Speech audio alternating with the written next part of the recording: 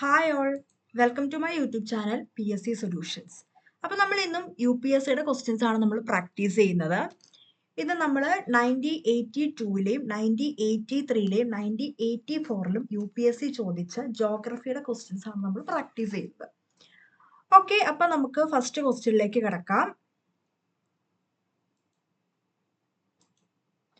Which is the most urbanised state in India?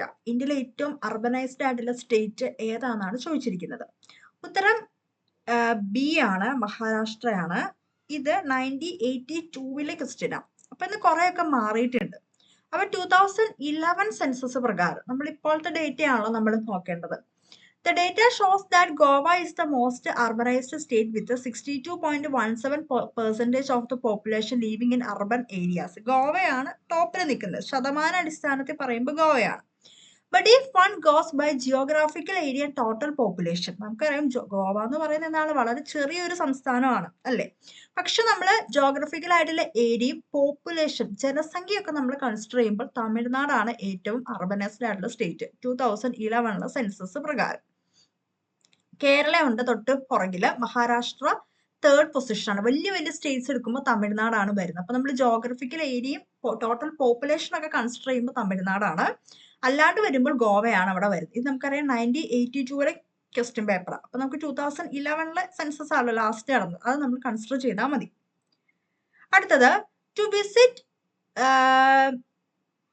Okay ports ആട്ടോ. ഇത് തൂത്തുക്കുടി, ബാംഗ്ലൂര്, പാരദീപ്.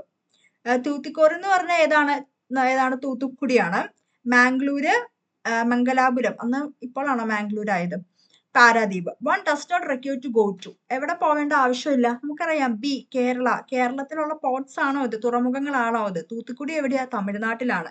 മാംഗ്ലൂർ എവിടെയാ, മംഗലാപുരം എവിടെയാ, കർണാടകയിലാണ്. പാരദ്വീപ് എവിടെയാ, ഒറീസ. ഇന്നിപ്പോ ഒഡീഷയാണ്. അതാണ് പറഞ്ഞത്, ചില സംഭവങ്ങളൊക്കെ ഒരുപാട് പഴയ ക്വസ്റ്റ്യൻ പേപ്പർ ആയതുകൊണ്ട് പല നെയിംസും കാര്യങ്ങൾക്കൊക്കെ മാറ്റം ഉണ്ട് കേട്ടോ.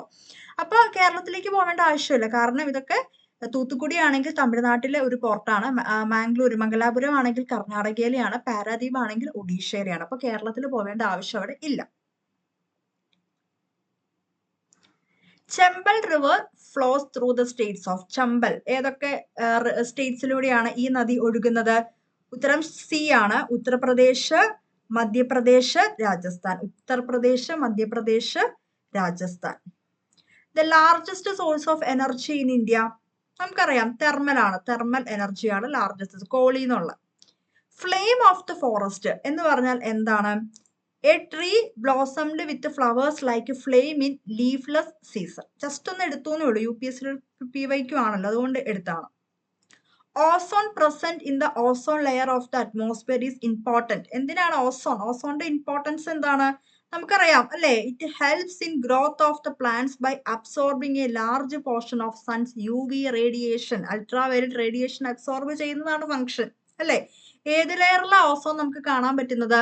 The ozone layer is a layer of ozone gas in the stratosphere. എവിടെയാണ്? സ്ട്രാറ്റോസ്ഫിയർ ആണ്. അത് എക്സാമിന് ചോദിച്ചിരിക്കുന്നതാണ്. That protects lifes on earth from sun's harmful ultraviolet radiation, that is UV radiation. Which of the following state has the largest coastal area in India? അതായത് ഇതിലെ options, ഇത് പ്രകാരം D ആണ്, ആന്ധ്രാപ്രദേശ് ആണ്. ഇതിലെ ഓപ്ഷൻസ് പ്രകാരം ഈ തന്നിരിക്കുന്ന കേരള, തമിഴ്നാട്, കർണാടക, ആന്ധ്രാപ്രദേശ് വെച്ച് നമ്മൾ കൺസിഡർ ചെയ്യുമ്പോൾ ഏറ്റവും കൂടുതൽ കോസ്റ്റൽ ഏരിയ ഉള്ളത് ആന്ധ്രാപ്രദേശിനാണ്. പക്ഷെ ഇന്ത്യയിൽ ഫസ്റ്റ് വരുന്ന ഗുജറാത്ത് ആണ്. Gujarat has the longest coast line in India.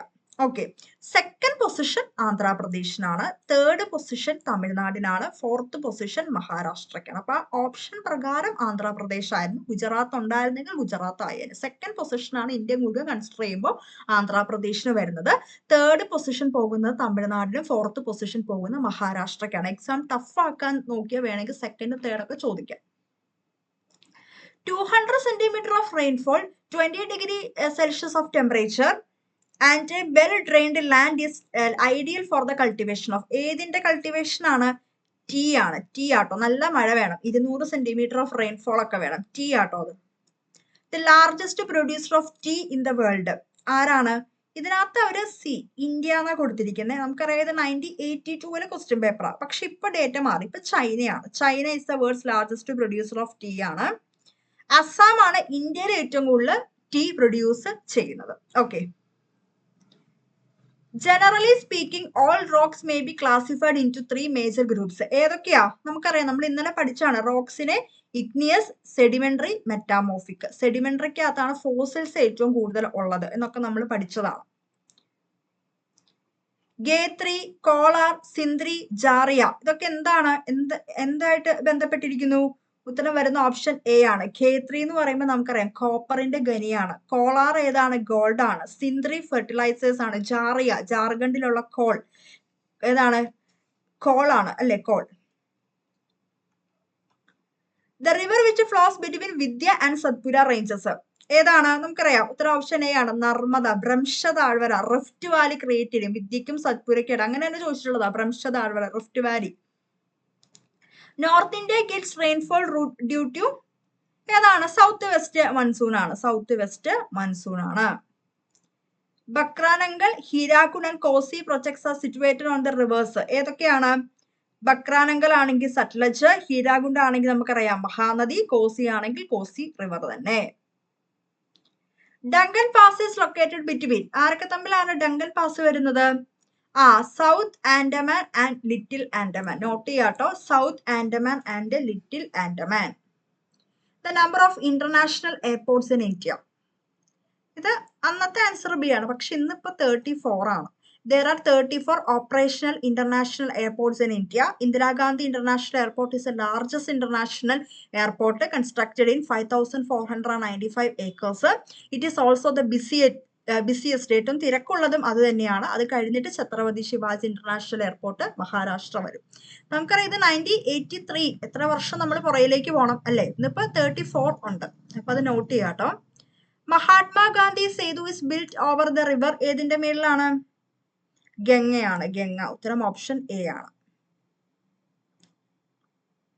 In which part of India do tea and coffee plantations overlap? അതെവിടെയാണ്? അത് സൗത്ത് വെസ്റ്റ് ആട്ടോ. സൗത്ത് വെസ്റ്റ് ആണ്. സൗത്ത് വെസ്റ്റിലാണ്. നോട്ട് ചെയ്യാറ്. Tea and coffee plantations overlap ചെയ്യുന്ന റീജിയൻ ഏതാണ്? സൗത്ത് വെസ്റ്റ് ആണ്. Mulching, the soil process. The soil is a process way. Mulching എന്ന് പറഞ്ഞാൽ അതെന്താണ്? ഉത്തരം വരുന്ന ഓപ്ഷൻ ഡി ആണ്. Loose material, dung etcetera laid on the ground to prevent excessive evaporation or erosion of soil. സോയിലിന്റെ erosion, മണ്ണൊലിപ്പൊക്കെ കുറയ്ക്കാൻ വേണ്ടി ലൂസ് മെറ്റീരിയൽസ്, വേസ്റ്റ് ആയിട്ട് വരുന്ന വേണ്ടി കമ്പോസ്റ്റ് ഒക്കെ ഇല്ല, അങ്ങനെ ഒരു സംഭവം. ഡങ് ഡങ് എന്ന് പറഞ്ഞാൽ എന്താ? ചാണകം. അതൊക്കെ ഇട്ടിട്ടുള്ള ഒരു പരിപാടിയാണ് mulching. ഓർത്തിരിക്കാട്ടോ. Which of the following is not favorable for the formation of deltas? Deltas form ചെയ്യുന്നതിന് ഫേവറബിൾ അല്ലാത്തത്, അനുകൂലമല്ലാത്തത് ഏതാണെന്നാണ് ചോദിച്ചിരിക്കുന്നത്. ഉത്തരം ഓപ്ഷൻ ബി ആണ്. Currents and tides. ഇത് അനുകൂലമല്ല. It's not favourable for the formation of deltas ആണ്. അപ്പൊ നോട്ട് ചെയ്യാട്ടോ. In which of the following rivers falls westward? West എന്ന് പറയുമ്പോൾ എന്താ? പടിഞ്ഞാറോട്ട് പോകുന്നത് ഏതാണ്? നമുക്കറിയാം നർമ്മദയാണ് അല്ലെ. ബാക്കി കൃഷ്ണ, കാവേരി, മഹാനദിയൊക്കെ ഈസ്റ്റ് കിഴക്കിലേക്കാണ് പോകുന്നത്. നർമ്മദ വെസ്റ്റിലേക്കാണ്, പടിഞ്ഞാറ്. അതുപോലെ തന്നെ Tapti വെസ്റ്റിലേക്കാണ്. In which of the following cities one can never see the sunshine overhead at noon? Noon നമുക്ക് സൺഷൈൻ കാണാൻ പറ്റില്ലാത്ത അത് ഏതാണ്? ഡൽഹിയാണ്. Delhi. The tropical deciduous trees shed their leaves in summer. അതിന്റെ റീസൺ എന്താണ്? ഇല പൊഴിക്കും ട്രീസ്. അതിന്റെ റീസൺ എന്താണ്? To prevent excessive loss of water to transpiration. നമുക്കറിയാം ട്രാൻസ്പിരേഷൻ വഴിയുള്ള വെള്ളത്തിന്റെ ലോസ് കുറയ്ക്കാൻ വേണ്ടിയാണ്. Which of the following is not correct? ഇതിനകത്ത് ഏതാണ് കറക്റ്റ് അല്ലാത്തത്? ഉത്തരം ഓപ്ഷൻ ബി ആണ്. ഹ്യൂറൈക്കൻ. A wind having a mean velocity of less than 100 km/h. അത് തെറ്റാണ്. ബാക്കിയെല്ലാം കറക്റ്റ് ആണ്. ഡോൾഡ്രംസ് ഇന്നലെ നമ്മൾ ഒരു ക്വസ്റ്റ്യൻ പേപ്പറിൽ കണ്ടതാ. ഇക്വറ്റോറിയൽ ലോ പ്രഷർ സോൺ ആണ്. ന്യൂ മൂറി ഐലൻഡ് ഇന്ത്യയിലാണ്. അലൂവിയം റാൻ ഓഫ് കച്ച് ആണ്. Okay. Mica is abundantly used in which of the following industries? എവിടെയാണ് മൈക്ക ഏറ്റവും കൂടുതൽ ഉപയോഗിക്കുന്നത്? ഇലക്ട്രിക്കൽ. ഇതിനകത്ത് ഏതാണ് കറക്റ്റ്? ലിഗ്നൈറ്റ്, കോള്, മൈക്ക, ഇതിനകത്ത് ഏതാണ് കറക്റ്റ്? 3 എണ്ണമാണ് തന്നിരിക്കുന്നത്. ഇതിന്റെ ആൻസർ ആയിട്ട് വരുന്നത് ഉത്തരം ഓപ്ഷൻ എ ആണ്. A3. ലിഗ്നൈറ്റ് എവിടെയാ? നെയ്വേലി. എവിടെയാ? തമിഴ്നാടാണ്. നെയ്വേലി എവിടെയാണ്? തമിഴ്നാടാണ് ലിഗ്നൈറ്റ്. കോൾ എവിടെയാ? B1 ജാറിയ. ഇപ്പൊ നമ്മൾ കണ്ടുള്ളൂ, ജാർഖണ്ഡിലാണ്. മൈക്ക എവിടെയാ? C2 Hazari bag. നോട്ട് ചെയ്യാട്ടോ. ഈ ലിഗ്നൈറ്റ് നെയ്വേലി തമിഴ്നാടാണ്. ജാറിയ കോള് ജാർഖണ്ഡ് ആണ്. മൈക്ക ഹസാരി ബാഗാണ്. നോട്ട് ചെയ്യാട്ടോ. Arrange the following 3 atmospheric layer starting from the surface of earth. എർത്തിന്റെ സർഫസിൽ നിന്ന് സ്റ്റാർട്ട് ചെയ്യും. ഈ ക്വസ്റ്റ്യൻസ് ചോദിക്കുന്നതാട്ടോ. ഉത്തരം വരുന്ന ബി ആണ്. CAB. Troposphere, stratosphere, ionosphere. From the surface of earth ആട്ടോ. നോട്ട് ചെയ്യാം. Iron ore mines are located in which of the following group? Iron ore mines. Iron ore mines. ഖനികൾ. അയൺ ഇരുമ്പിന്റെ ആട്ടോ പറയുന്നത്. ഉത്തരം ഓപ്ഷൻ ബി ആണ്. Singhbhum, Mayurbhanj, Keonjhar. Okay.